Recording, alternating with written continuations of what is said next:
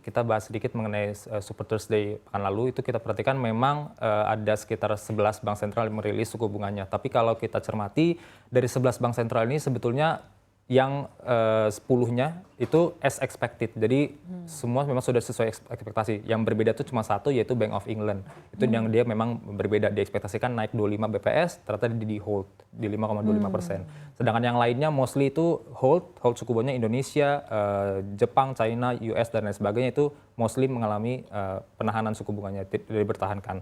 Sehingga memang tidak begitu berdampak besar, meskipun dia memang 11 bank sentral ini dia mostly G20, PDB-nya besar di dunia.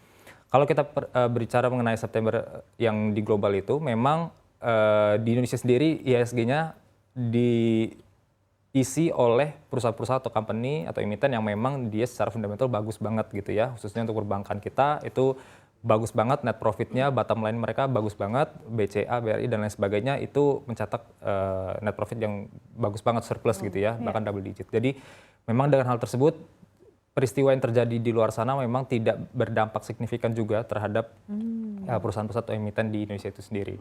Jadi lebih ke September ceria, bukan wake me up when September ends. Kalau kita lihat September efeknya ternyata baik gitu ya untuk IHSG. Kalau kita lihat ini kan cukup anomali gitu ya di tengah era suku bunga tinggi, tapi ternyata sektor teknologi hari ini memimpin penguatan, bahkan baru dibuka langsung menguat hingga 2%. Apa sebetulnya sentimen-sentimen yang mendorong penguatan saham-saham di sektor teknologi ini, Mas Revo? Ya kalau memang ada penguatan tapi saham itu dia mengalami pelemahan. Jadi kalau sektor teknologi ini cukup korelasi positif dengan suku bunga yang tinggi gitu ya. Jadi dengan suku bunga yang tinggi maka dia relatif tidak melakukan kredit atau ekspansi begitu ya. Dengan hal tersebut maka kemungkinan revenue dan net profit dia akan relatif tidak bertumbuh dengan signifikan atau surplus dengan signifikan gitu ya.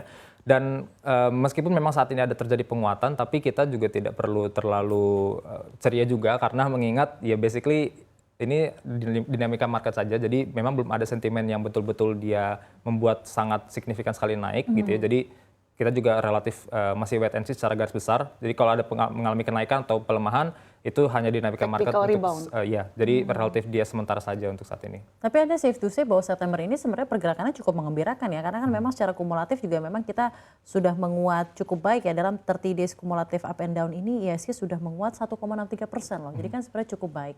Nah mungkin sedikit tanggapan Anda ya mengenai kenaikan ini, apakah juga berkorelasi cukup kuat dengan kenaikan harga komoditas terutama minyak yang somehow kita ketahui sangat berhubungan dengan dinamika di bursa efek domestik sendiri. Ya jadi kalau kita bicara minyak, memang US oil, UK oil, WTI dan juga Brent itu sudah sekitar 90 US dollar per barel, bahkan dia sempat 93, 94 itu cukup tinggi.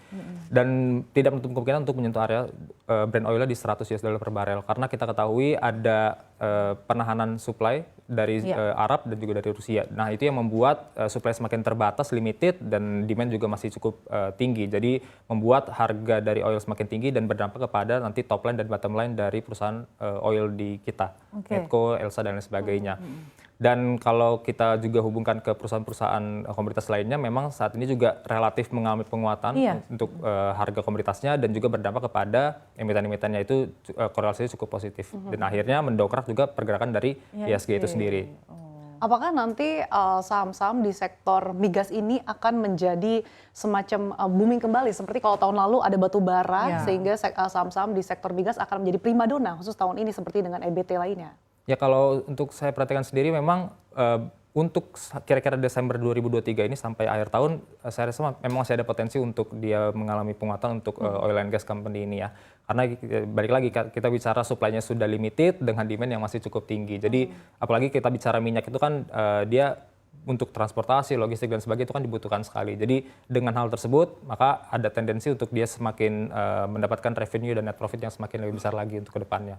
Kira-kira dampaknya, Mas Revo, nah akhirnya diresmikan bursa karbon di Indonesia, bagaimana juga emiten-emiten yang kira-kira prospektif dan juga patut diperhatikan oleh para pelaku pasar? Bursa karbon memang hal yang sudah ditunggu-tunggu beberapa minggu lalu, khususnya di bulan September ini ya, karena dengan adanya bursa karbon, kita ini sebagai negara Indonesia, sebagai negara yang memang semakin dipandang bahwa kita ini benar-benar setuju untuk net zero emission di 2060, untuk semakin mengendalikan iklim dengan, kan kita tahu ada kekeringan El Nino, ada kita juga tahu di Jakarta dan Jabodetabek dan bahkan provinsi-provinsi lainnya juga mengalami suhu yang juga semakin panas, gletser mencair dan lain sebagainya.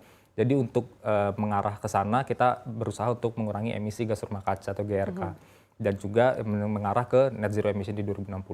Dan dengan adanya bursa karbon ini dengan potensi yang tadi sampai ribuan triliun itu juga menjadi hal positif juga bagi investor-investor dan perusahaan-perusahaan yang memang mengarah ke sana. Jadi ada dua tipe perusahaan, ada yang memang dia sudah memang bergerak di bidang green energy, energi baru terbarukan atau EBT dan lain sebagainya, geothermal dan juga lain sebagainya. Dan juga ada memang perusahaan-perusahaan yang memang dia basicnya masih belum begitu green, mungkin dia masih basisnya fosil energi dan dia sudah mulai melek dan mengarah ke green energy. Jadi dua perusahaan ini bisa dicermati bagi perusahaan-perusahaan yang memang dia sudah mulai mengarah ke sustainable green energy seperti itu.